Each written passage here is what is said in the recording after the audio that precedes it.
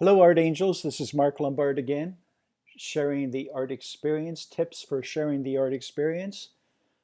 This tip we call the big picture. The big picture. So I was reading on the internet one time that there are three rules for really squeezing the joy out of life. And the first of these rules is to pay attention. To pay attention. That's the first rule. The second rule is to be astonished.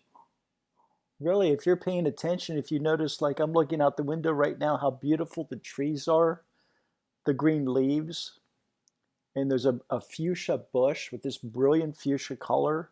I mean, that's just absolutely gorgeous out there. If I hadn't been paying attention, there's no opportunity to be astonished. So that's number two, be astonished. And the third thing is to share your astonishment. But share it with people.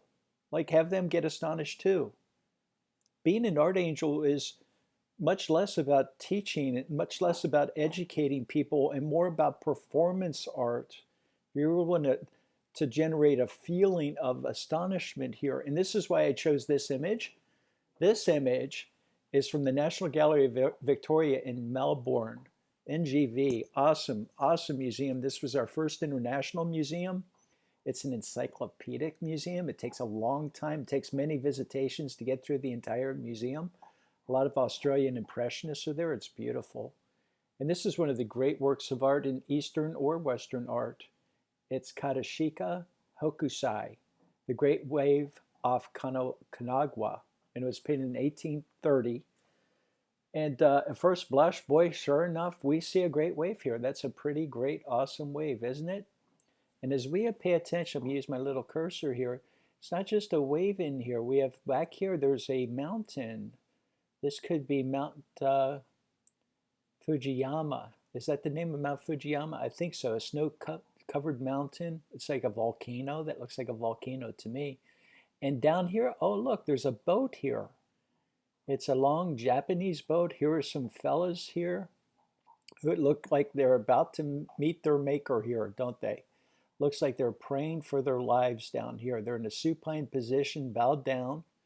Had we not been paying attention, we would not have noticed these fellas. And then down here, there's another boat. Look at this, with more fellas, supine position, praying for their lives. Very threatening situation. And up here, I don't know if this is the same boat or a different boat. It could be a third boat. Again, we have fellas who are praying for their lives. That'd be a very long boat if it were the same one. But we see these people here and the boats here that weren't obvious at first blush. We had to pay attention. And sure enough, I am astonished by this painting. I'm astonished by the threatening feel of this, the awesomeness. The Hudson River fellows called this the sublimeness of nature, the sublime. It's fierceness, it's ferocity. And here you have a wave.